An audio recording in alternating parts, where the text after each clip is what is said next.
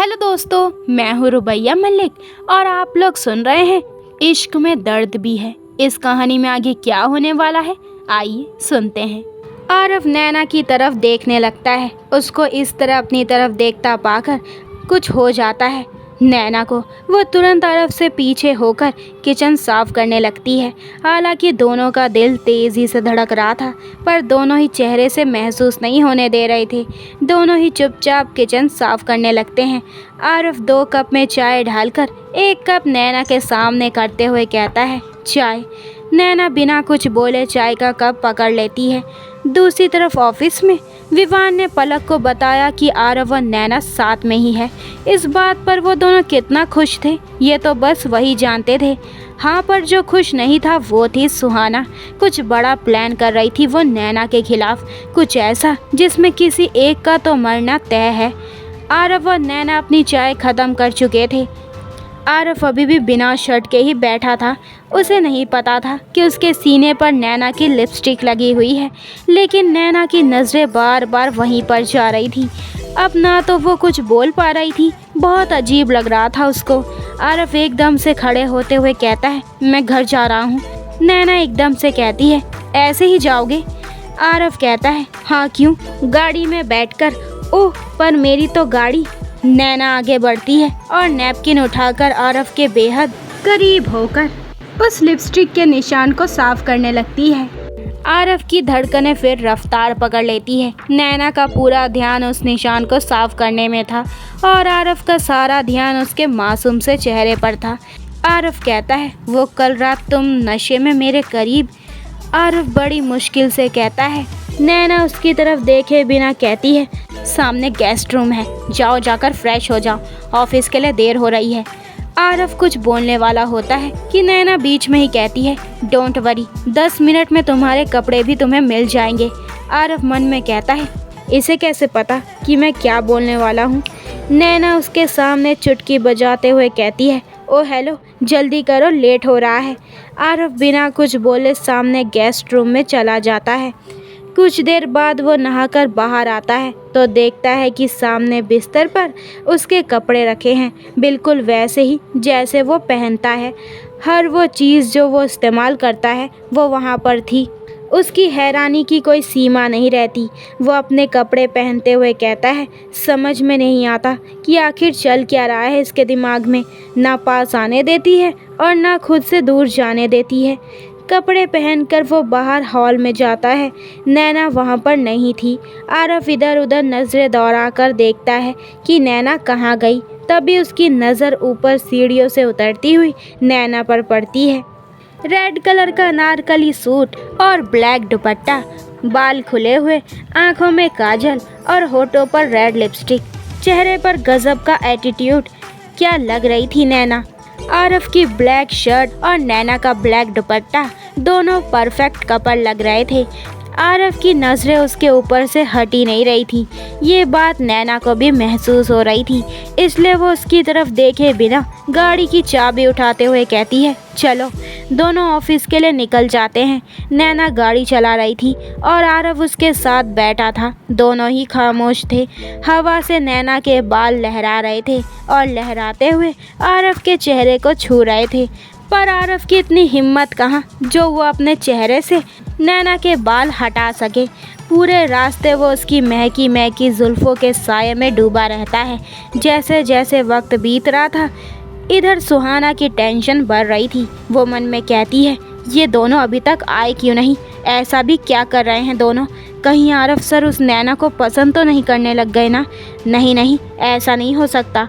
वो दोनों कभी एक नहीं हो सकते, मैं होने ही नहीं दूंगी। वो बेहद गुस्से से ये सब सोच रही थी। अचानक ही उसकी नज़रें सामने दरवाजे पर जाती है, जहाँ से आरव व नैना दोनों साथ साथ चले आ रहे थे और बहुत प्यारे लग रहे थे। दोनों ने एक ही कलर के कपड़े पहने थे। ये देखकर तो सुहाना पूरी तरीके से जल भुन गई थी। सुहाना के साथ साथ सारे स्टाफ भी आंखें फाड़े उन दोनों को ही देख रहे थे। आरव व नैना किसी की भी परवाह किए बगैर अंदर चले जाते हैं।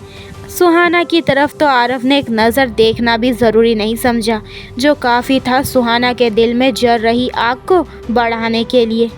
विशाल, विवान और पलक मीटिंग रूम में उन दोनों का इंतज़ार कर रहे थे। जैसे ही दोनों अंदर जाते हैं उन तीनों की आंखें भी हैरानी से फैल जाती है, खासकर विशाल की।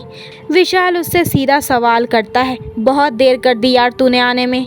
नैना कहती है, हाँ मीटिंग शुरू करें।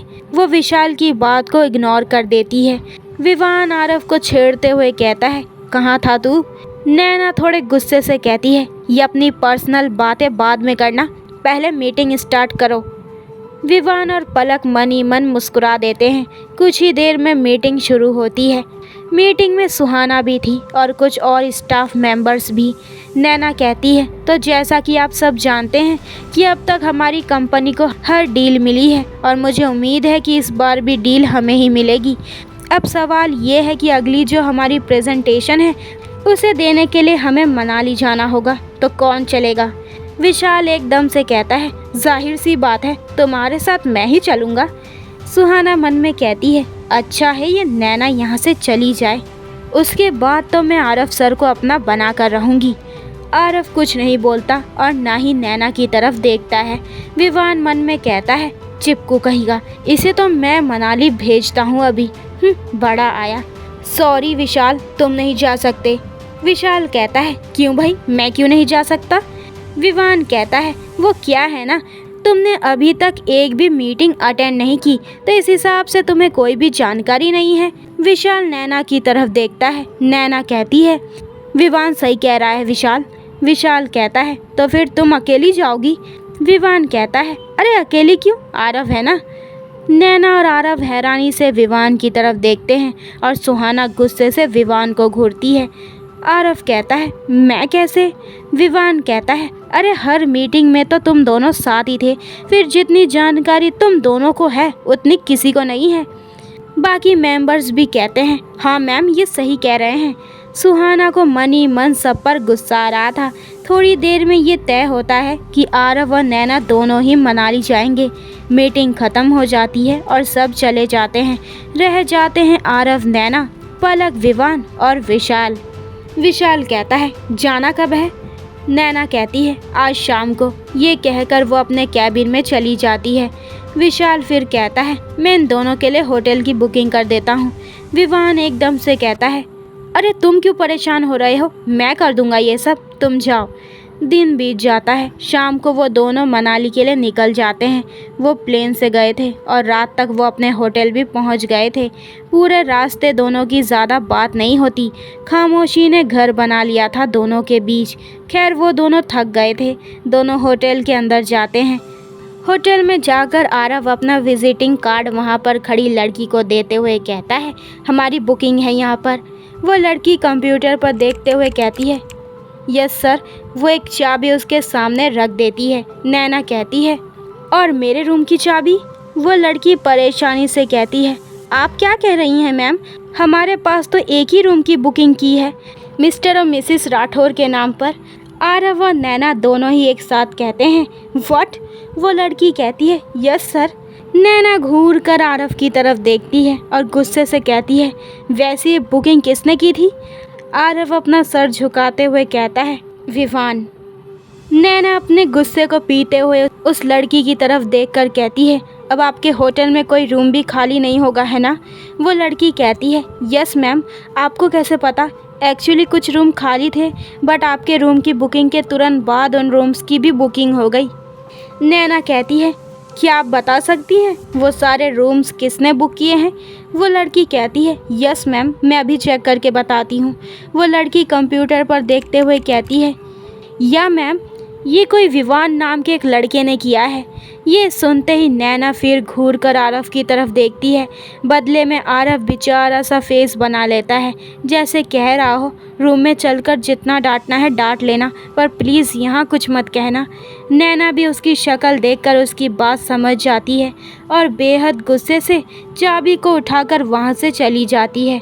उसका चेहरा देखकर कोई भी बता सकता था कि वो इस वक्त कितने गुस्से में है। आरव मन में कहता है, विवान के बच्चे, मैं तुझे छोड़ूंगा नहीं। ये सोचता हुआ वो भी उसके पीछे जाता है। जबकि दूसरी तरफ नकाबपोश को पता चला था कि नैना आरव के साथ शहर से बाहर गई है। तब से खून खौल रहा था उसका। एक तो वो कल रात नैना को हासिल नहीं कर पाया और अब नैना शहर से बाहर चली गई। दिमाग घूम गया था उसका। वो शराब की बोतल अपने होठों से लगाकर गट गट करके पीने लगता है। दिमाग तो दूसरी तरफ सुहाना का भी घूम गया था।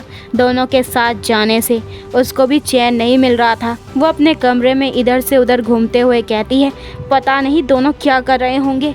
कहीं वो नैना आरव सर को अपने जाल में फंसा ना ले। ये विवान सर को भी आरव सर का ही नाम लेना था, पर कोई बात नहीं। पहले ही मैं काफ़ी देर कर चुकी हूँ, पर अब और नहीं।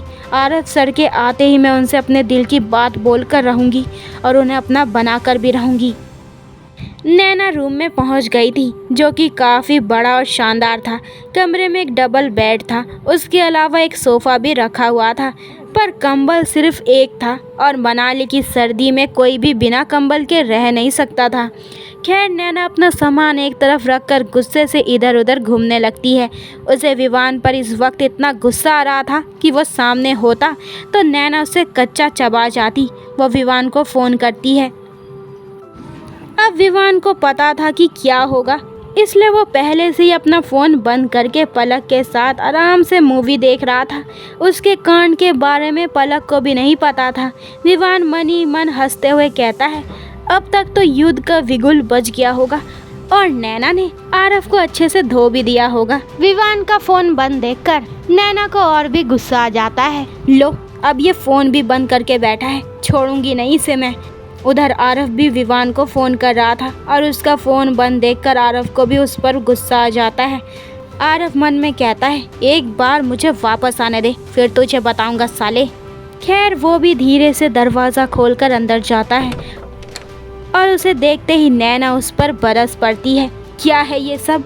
आरव अपनी गर्दन झुकाकर चुपचाप खड़ा हो जाता है, जैसे कोई छोटा बच्चा अपनी टीचर के सामने खड़ा होता है।